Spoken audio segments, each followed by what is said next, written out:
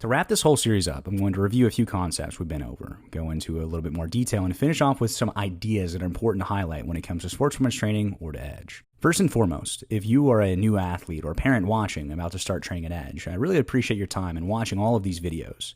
This series was set up in order to introduce Edge and our training concepts to athletes and parents. These 10 videos were meant to set up a strong foundation on learning some of the base concepts that are really important to training. It allows me as a coach and gym owner to connect with parents. Not too often do parents get to watch training or have time to, but can watch these videos to see some of the training ideologies their athletes get into.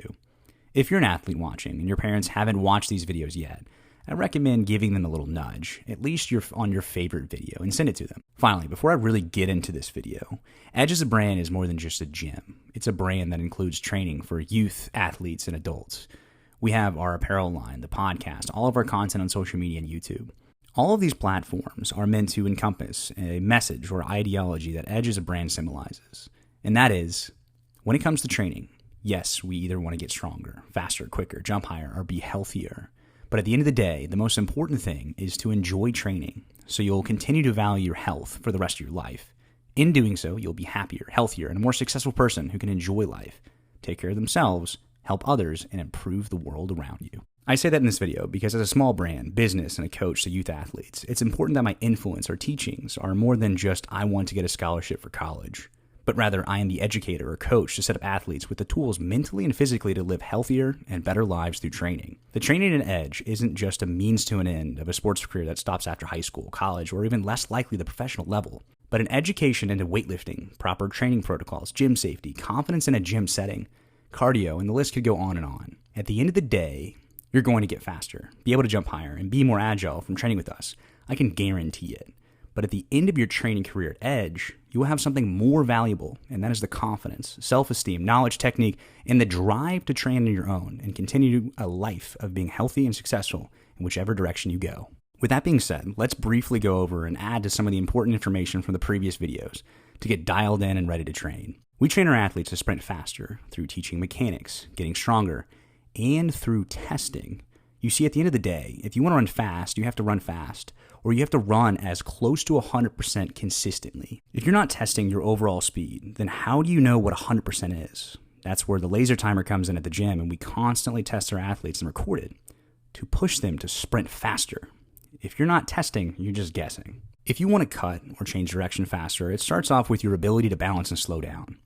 You can only change direction as fast as the force and speed that you can slow down. Absorb force and reapply it quickly. The quicker you can slow down, the faster you can change direction. Jumping isn't just for volleyball athletes or basketball athletes. An athlete that can jump higher with proper technique and landing will not only have more lower body power to pretty much improve every aspect of their sport speed-wise, but will be safer and less injury-prone. Being able to jump off 2 feet, 1 feet, a broad jump, plyometrics, and all the training concepts when it comes to jump training is fundamental to making any athlete more athletic. Athletic in the sense of whatever task I give you outside of a skill, in a sport, you can dominate. There's a correlation between jumping height and overall speed. Jump higher, run faster, and run faster, jump higher if you work on technique and jump consistently. When it comes to strength training, you're not a powerlifter. Especially for youth athletes, weightlifting or strength training is about learning the movement as a skill and improving strength through technique and appropriate progressions. It's not about constantly chasing PRs in the weight room. It's about improving performance. You want to be the athlete that squats, let's say, 200 pounds well and runs a 4.5 40-yard dash versus the athlete that squats 300 but runs a 5.3 40.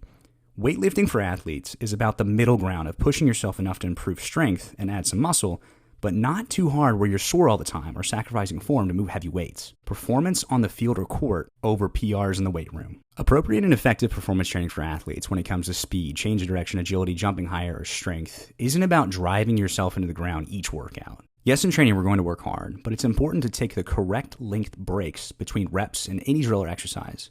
When taking the appropriate length breaks during drills, our athletes are able to push themselves harder inside of each set, which in turn will lead to greater improvements in overall speed. We would much rather do 10 to 12 really hard sprints versus 20 to 30 medium effort sprints to increase speed. At a certain degree or amount of repetitions inside of a training session, without long enough breaks, you're not doing speed training anymore. You're just conditioning. Quality reps versus quantity. The trick is you have to give effort. And when it comes to training, there's a common misconception that you have to be out of breath consistently or sore all the time. The fact is, that's not really true. Think of it this way. If your goal is to get faster or be quicker, and you do 20 sprints or do a drill 20 times, with only a 30-second break or less between each set, how much effort can you give on each one of those sprints or drills?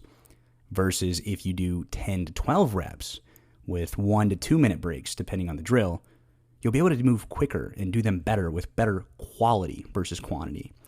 More effort and moving closer to your maximal speed overall over time leads to faster athletes.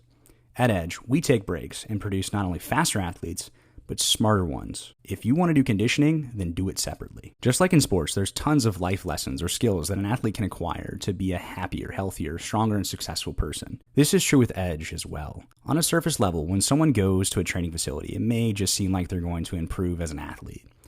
I've been doing this for 10 years now, and hopefully for many more. I've come to learn that my job as a sports performance coach needs to be more than just speed or strength training, but an outlet or program to educate everyone I can on overall fitness. I want Edge to be the gym, the brand that teaches you to train for the sake of being the best version that you can be, inside and out of sports.